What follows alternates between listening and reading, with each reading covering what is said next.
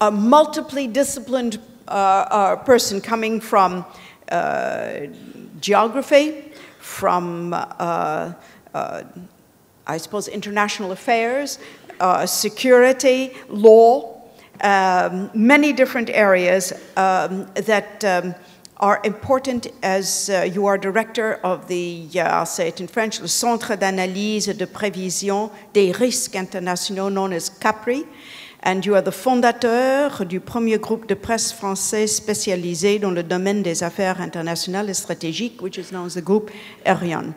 Now, the question I have is, we've been talking a lot here about the economic, environmental,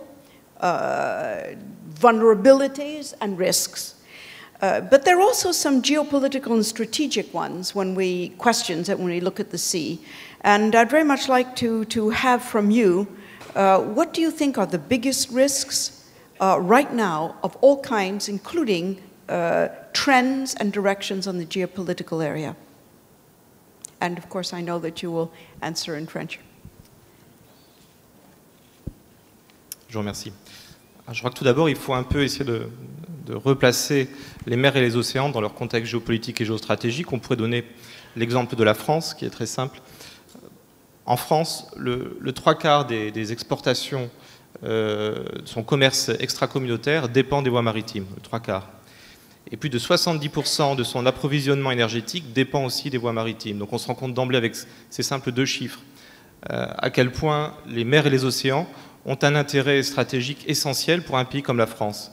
Je cite l'exemple de la France, mais toutes les puissances, grandes, moyennes ou petites, ont un intérêt essentiel dans le domaine maritime.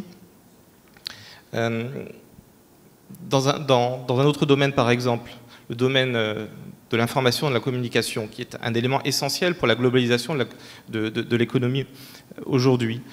Il faut savoir que l'essentiel des communications par voie téléphonique ou des communications Internet, ce qui constitue l'un des socles de la vie économique mondiale, dépend des mers et des océans, puisque aujourd'hui, quasiment tout passe par des câbles sous-marins, des câbles à fibre optique.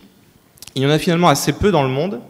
Et aujourd'hui, l'une des tâches assignées aux grandes marines des puissances internationales, c'est notamment de surveiller ces câbles sous-marins parce qu'il y a parfois des accidents ou parfois elles peuvent faire l'objet de sabotage.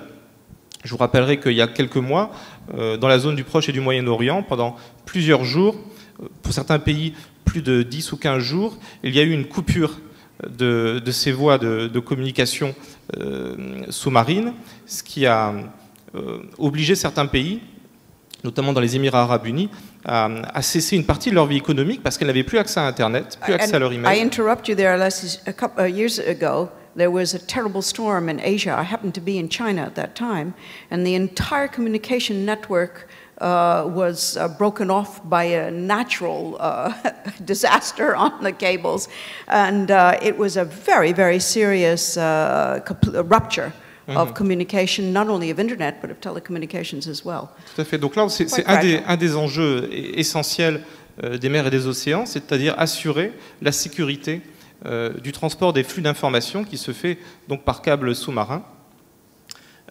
Un des autres intérêts essentiels, notamment pour les grandes puissances, et les grandes puissances nucléaires en particulier, ce sont leurs forces océaniques, et notamment leurs forces océaniques sous-marines, puisqu'aujourd'hui, il faut savoir que pour la France toujours, par exemple, mais ça vaut pour les autres grandes puissances nucléaires, l'essentiel de leur dissuasion nucléaire passe par leurs forces sous-marines. Effectivement, un sous-marin peut être tapi au fond des mers, quasi indétectable, et l'un des moyens les plus efficaces pour lancer des vecteurs nucléaires. Dans le domaine des actions militaires plus généralement, on s'est bien rendu compte, en Afghanistan, en ex-Yougoslavie, un peu partout dans le monde, lorsqu'il a fallu projeter des forces militaires, que l'espace maritime était essentiel, d'une part pour la projection, mais aussi pour la sécurisation de ces mêmes forces. Dans le domaine économique, comme je vous le disais, l'essentiel du commerce international passe par les voies maritimes, et ces voies maritimes, aujourd'hui, deviennent de plus en plus contraintes par des actions de piraterie.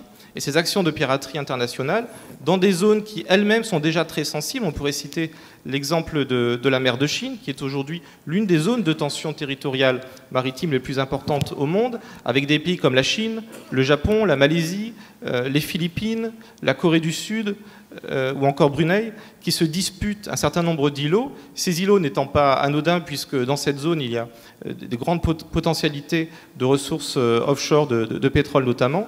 Donc dans ces zones-là, qui sont déjà très très tendues, il y a aussi un fort développement de la piraterie maritime. C'est vrai que dans ce contexte, on s'aperçoit que le commerce mondial a besoin de la sécurité dans les mers, que les communications internationales, qui sont l'un des piliers du commerce mondial et de nos sociétés, de notre cadre de vie en général, ont aussi besoin de la sécurité dans les mers, que pour la plupart des grandes puissances militaires, les États-Unis, France, Grande-Bretagne, et notamment les